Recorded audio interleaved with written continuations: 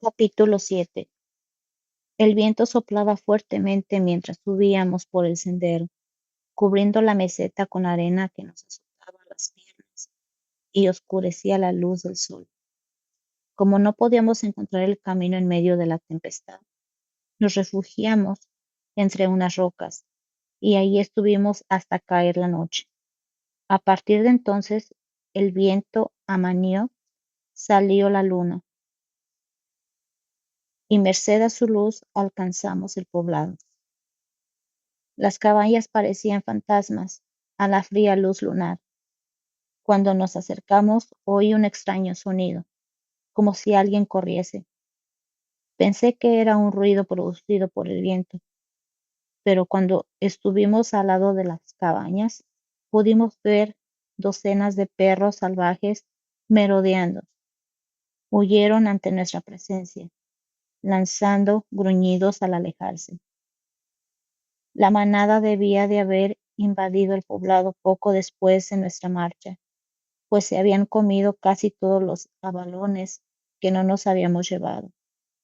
Los perros habían recorrido todas las cabañas, porque Rab y yo tuvimos que buscar a fondo antes de encontrar alimento para la cena. Mientras comíamos junto a una pequeña fogata, podíamos oír a los perros en la colina, no muy lejos. Durante toda la noche, sus aullidos llenaron el aire, arrastrados por el viento, pero cuando salió el sol y salí de la cabaña, la manada huyó hacia su guarida, que estaba en la zona norte, en una amplia cueva. Pasamos aquel día buscando comida. El viento azotaba toda el área y las olas estallaban con furia contra la costa, de manera que no se podía ir a buscar mariscos entre los arrecifes. Encontré unos pocos huevos de gaviota entre los acantilados y Ramo atravesó con su venablo unos cuantos pececillos en una especie de pequeña laguna conectada irregularmente con el mar y que se notaban, por tanto, las mareas. Trajo a casa su pesca, exhibiéndola muy orgulloso, colgada a la espalda.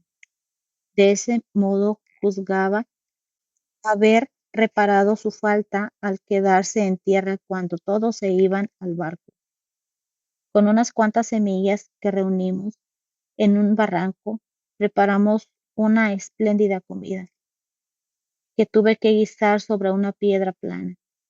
Mis cazuelas de barro estaban en el fondo del mar. Los perros salvajes retornaron al poblado aquella noche, atraídos por el olor del pescado. Se sentaron en la colina inmediata, aullando y gruñéndose unos a otros. Podía ver cómo brillaba reflejado en sus ojos el resplandor de nuestra fogata. A la siguiente jornada, la superficie del océano estaba en completa calma y pudimos hacer una buena cosecha de abalones entre las rocas de la orilla. Sirviéndonos de algas, tejimos un cesto rudimentario que estaba ya repleto antes de que el sol ascendiera hasta el cenit. Al regresar al poblado, llevando cada uno una asa del cesto repleto de abalones, nos detuvimos en el acantilado para observar el horizonte. El aire estaba muy limpio y podíamos ver, en dirección hacia donde se fue el barco, hasta una respetable distancia. ¿Volverá hoy?, preguntó Ramo. Quizá, repuse, aun cuando estaba más inclinada a creer lo contrario, pero supongo que aún tardará en regresar varios soles, porque el país al que se dirigía está muy lejos. Ramo me miró fijamente, con sus brillantes ojos negros. No me importa si el barco no viene ya nunca, dijo. ¿Por qué dices eso?, le pregunté. Ramo se quedó pensativo, dándole vueltas a su venablo, para hacer un agujero en el suelo. Dime por qué, volví a preguntarle. Porque me gusta vivir aquí, respondió. Es mucho más divertido que cuando estaban todos los demás. Mañana voy a ir al escondite de las canoas y me traeré una a la caleta del coral. La usaremos para pescar y para dar vueltas por todo el contorno de la isla. Son muy pesadas. No podrías hacerlo solo. Espera y verás.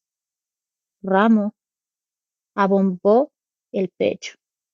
Alrededor del cuello tenía un collar de dientes de elefante marino, seguramente una posesión abandonada por los que se habían ido.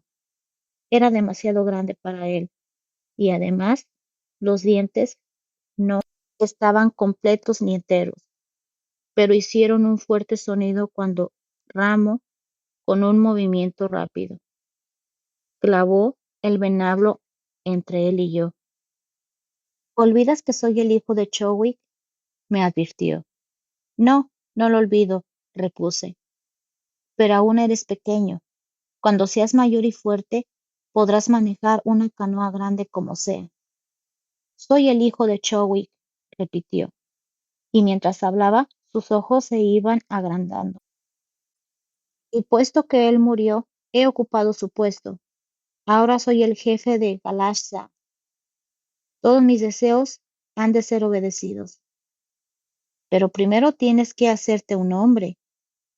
Y ya sabes, según la costumbre tradicional, tendré que azotarte con un látigo lleno de pinchos y después atarte junto a un nido de hormigas rojas. Ramo palideció, había visto los ritos y los recordaba bien. Con toda rapidez insinué: como no hay hombres que puedan presidir al ritual, quizá no tengas que someterte a la prueba del látigo y las hormigas, jefe Ramo. No sé si ese nombre me irá bien, afirmó sonriente, y luego lanzó su dardo contra una gaviota en vuelo bajo. Voy a empezar a pensar en algo mejor. Estaba contemplándolo cuando se puso de puntillas para enviar el venablo por los aires. Era un muchacho de piernas delgadas y brazos no muy fuertes, llevando un collar de dientes de elefante marino. Ahora que se había convertido en el jefe de Galasá, todavía iba yo a tener más dificultades con él, pero sentí un impulso irresistible de precipitarme hacia mi hermano y abrazarlo con fuerzas. He pensado en un nombre, dijo al regresar de recuperar el venablo lanzado, sin éxito, contra la gaviota.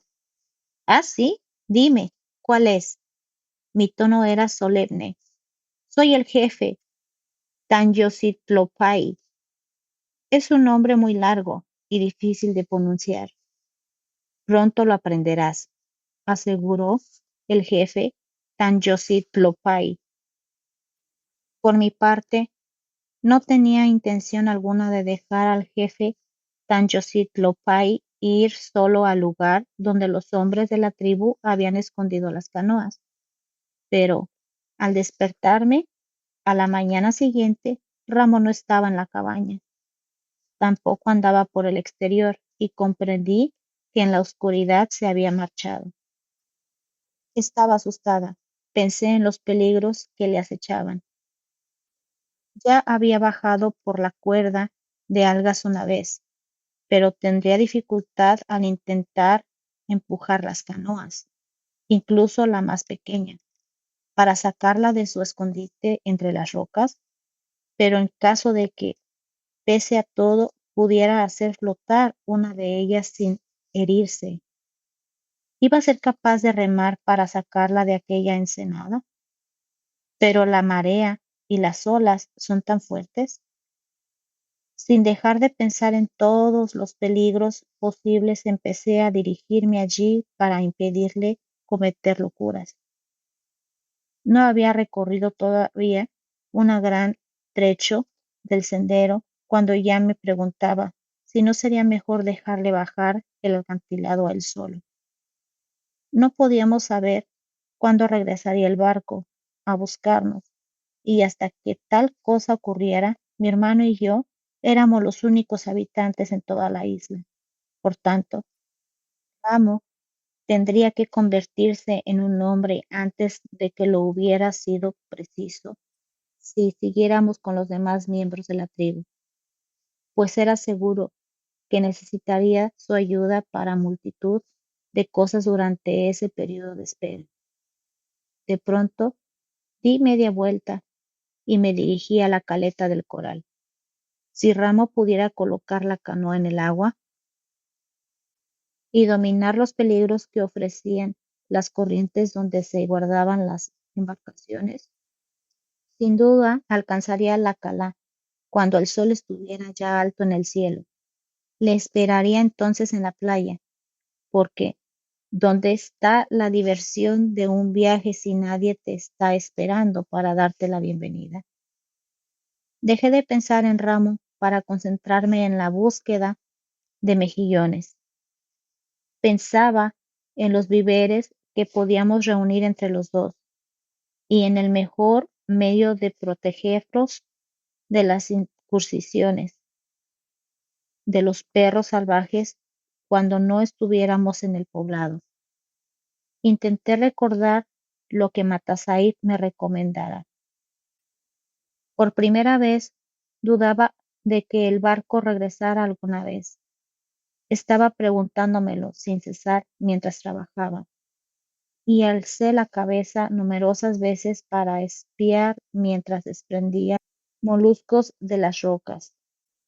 Contemplé con aprensión el inmenso espacio del océano que se extendía hasta donde la vista alcanzaba, enteramente vacío. El sol ascendió todavía más en el horizonte, pero no había aún señal de Ramo. Empecé a sentirme inquieta. Había llenado el cesto y lo subí hasta la meseta que coronaba el acantilado. Una vez en la cumbre, estuve mirando hacia la bahía y luego por toda la línea de la costa hasta la lengua de tierra arenosa que se adentraba en el mar como un anzuelo. Podía ver la procesión de las olas lamiendo la arena y más allá la lengua arenosa, donde las corrientes adquirían mayor furia, una línea curva de espuma insensate. Esperé en la meseta hasta que el sol alcanzó la vertical. Después me apresuré a llegar al poblado, esperando que Ramo hubiese vuelto allí mientras yo hacía acopio de moluscos, pero nuestra cabaña estaba vacía. Con toda rapidez escarbé en el suelo para hacer un agujero. Metí en él mi captura de mejillones y luego hice rodar una piedra para proteger el depósito de los perros salvajes. A continuación salí en dirección al extremo del sur de la isla. Dos senderos llevaban hasta aquel lugar, uno a cada lado de una duna. Ramo no aparecía, por el que yo tomé, y pensando que pudiera regresar a la cabaña, por el otro. No dejé de llamarle mientras corría. Nadie me contestó. Sin embargo, allá lejos oía el ladrido de los perros. Los aullidos caninos se hicieron más agudos e insistentes conforme me iba acercando al acantilado. Cesaban y tras una corta pausa volvían a hacerse intensos y sonoros. El sonido me llegaba del lado opuesto de las dunas. Así pues, abandonando la pista que seguía, empecé a trepar hasta el borde arenoso superior.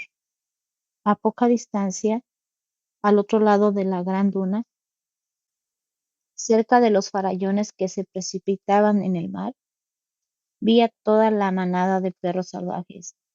Había muchos y trotaban en círculo. En medio de este encontré a Ramo.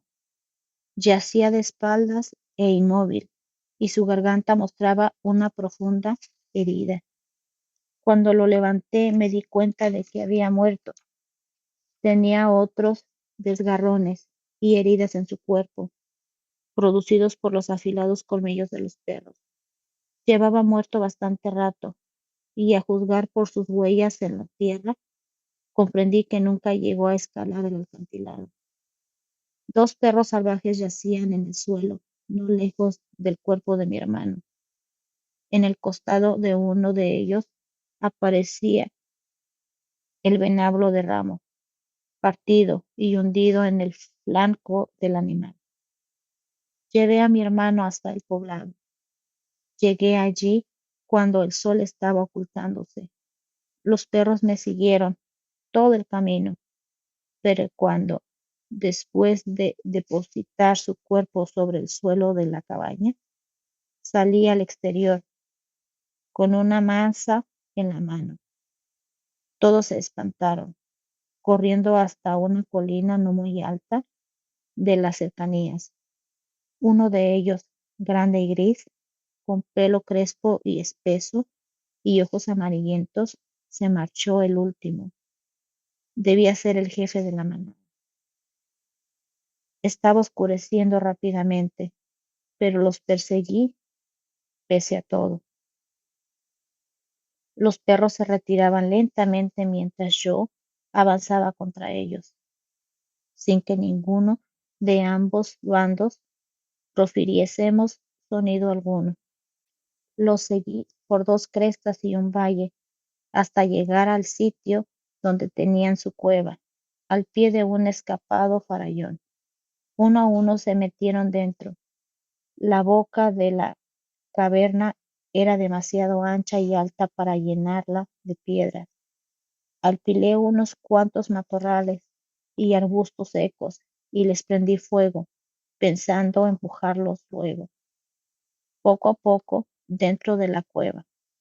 Suponía que podría seguir con la tarea toda la noche, pero pronto se me acabó el material combustible de las cercanías. Volví a mi cabaña y estuve toda la noche velando el cuerpo de mi hermano. Me juré que algún día regresaría a la cueva para matar a todos aquellos perros salvajes, a todos, sin excepción. Pensaba en cómo hacerlo, desde luego, pero la mayor parte del tiempo mis pensamientos se centraban en mi hermano muerto.